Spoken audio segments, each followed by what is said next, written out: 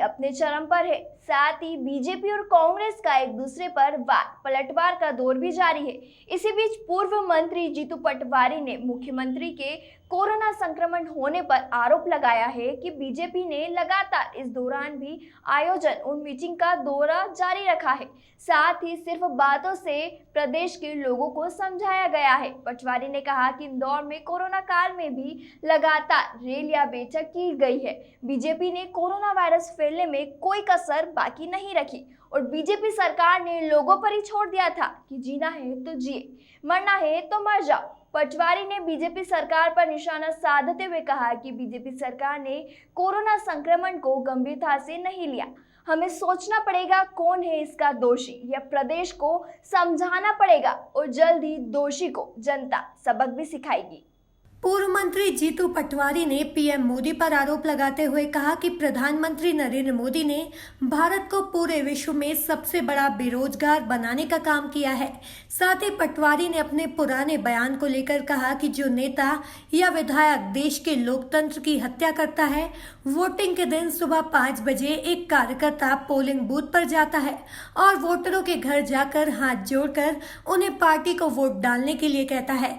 कैसे भी कर एक व्यक्ति को पार्टी को जिताने में रात दिन एक करता है। साथ ही बूथ पर अगर विवाद होता है तो कार्यकर्ता के खिलाफ एफआईआर होती है, जबकि नेता जीतकर भोपाल पहुंच जाता है और कार्यकर्ता थाने की तारीख पर जाते रहता है। ऐसे में अगर कोई नेता किसी अन्य पार्टी में बिकने लगे तो देश के हर कार्यकर्ता, चाहे बीजेपी हो या कांग्रेस का हो, उन्हें अपने नेता से सवाल पूछने का अधिकार होना चाहिए।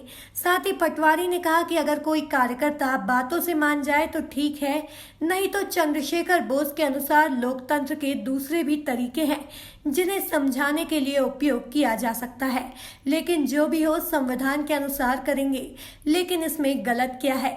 मुझे उन लोगों की बुद्धि पर तरस आता है जो मेरे इस बयान को गलत समझते हैं।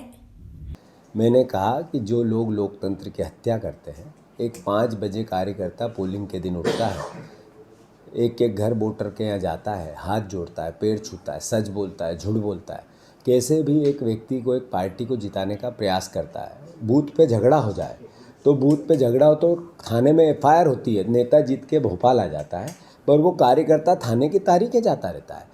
ऐसे में अगर एक नेता बिकने लगा, बार बार ये प्रवृत्ति बनने लगी, मध्य प्रदेश के कार्यकर्ता हो, चाहे कांग्रेस के हो चाहे बीजेपी के, सवाल करेंगे।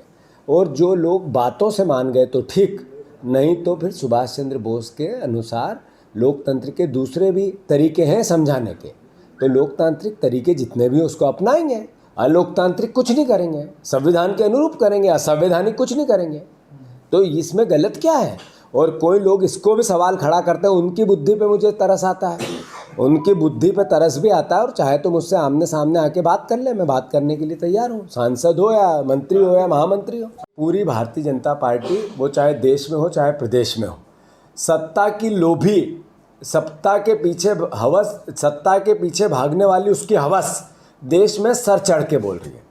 मध्य प्रदेश की सरकार गिराई, उससे पहले कर्नाटक की सरकार गिराई, गोवा की, बिहार की, अलग अलग और राज्यों के उदाहरण, गुजरात में विधायक खरीदने की प्रोसेस, ये सब देश देख रहा है। और ये सब कोरोना की इस महामारी के दौरान लगभग ज़्यादातर चीज़ें हो रही हैं। अब राजस्थान में, मध्य प्रदेश में राज्यपाल जी ने रात को 1 बजे 19 तारीख को पत्र लिखा और उसमें कहा कि आपको सुबह 11 बजे बहुमत सिद्ध करना है। दिवंगत हो गए राज्यपाल महोदय, पर राजस्थान के राज्यपाल से सारे विधायक जाके कहते हैं हम अपना बहुमत सिद्ध करना चाहते हैं, वो सदन नहीं बुलाते। ये 6 घंटे में बहुमत सिद्ध करने का रात को 1 बजे नोटिस देते हैं। ये सब नरेंद्र मोदी जी की शय पे हो रहा है। नरेंद्र मोदी जी इस देश में हजारों करोड़ रुपए से केंद्र की सरकार देश प्रदेशों की सरकार गिराना चाहती। कैसे लोकतंत्र बचेगा? मैं भारतीय जनता पार्टी के लोगों से सहयोग से, भोपाल में आरएसएस के प्रमुख आदरणीय मोहन भागवत जी है, उनसे और भारतीय जनता पार्टी के सभी ईमानदार लोगों से आग्रह करना चाहता हूँ और प्रदेश के सभी परिवारजन से 8 करोड़ लोगों से आग्रह करना चाहता हूँ। क्या इसके लिए नरेंद्र मोदी जी को हमने चुना था?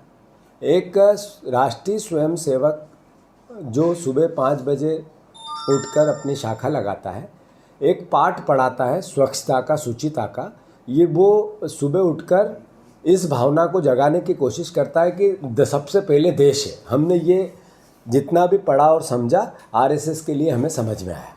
क्या ऐसा देश जिसमें सबसे बड़ा दल हो गया, देश से बड़ा दल हो गया, दल से बड़ा नेता, और वो नेता लोकतंत्र को समाप्त करने में लगा है, क्या ऐसा मोहन भागवत जी हम देश चाहते हैं?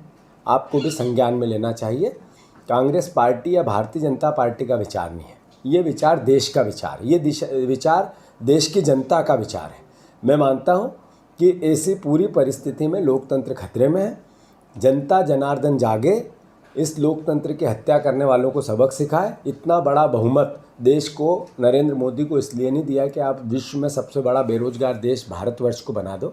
इतना बड़ा बहुमत आपको इसलिए नहीं मिला कि देश की अर्थव्यवस्था आप एक आईसीयू से बाहर मौत की कगार पे लाके खड़ी कर दो। इतना बड़ा बहुमत आपको इसके लिए नहीं मिला कि इस महामारी में आप लोगों से अपेक्षा करो कि महामारी से लड़े और देश की सरकार और उसके नुमाइंदे लोकतंत्र की हत्या करते रहे। ये सब वो इस बात का घोतक है कि लोकतंत्र खतरे में। कांग्रेस पार्टी का शुरू से मोटिव था कि भगवान राम का, रामलला का मंदिर भव्य बने, पर कोर्ट उसको संज्ञान में लेके इस देश के संविधान को सर्वोपरि रख के भगवान राम के मंदिर की सैकड़ों साल की जो व्यवस्था थी उसके साथ बने। देश का संविधान आज हम जीवित हैं, शायद कल नहीं रहे। कुछ लोग सालों 2-4 साल 5 साल बाद नहीं रहेंगे, कुछ लोग 20 साल बाद नहीं रहेंगे, पर संविधान हमारा अमर है, अजर है। उसके अनुसार हम सब काम करें। हाँ, कांग्रेस पार्टी शुरू से कहती थी, भारतीय जनता पार्टी ये कहती थी कि क्या संविधान की भावना, रामलला की आस्था को संविधान में बांध सकते हैं? ये तो बीजेपी का कनेक्शन था। हमारा तो शुरू से मोटिव था भगवान राम हमारे आराध्य हैं, उनका भव्य मंदिर बने, पर चूंकि संविधान एक अपनी जगह रखता है देश भर में, उसके अनुसार बने। संविधान ने कहा, कोर्ट ने कहा कि बनना चाहिए, कांग्रेस पार्टी उसका स्वागत करती है, बनना चाहिए। हम भी दर्शन करने जाएंगे और जाते हैं। लेकिन भूमि पूजन में प्रधानमंत्री शामिल हो रहे हो तो उससे क्या?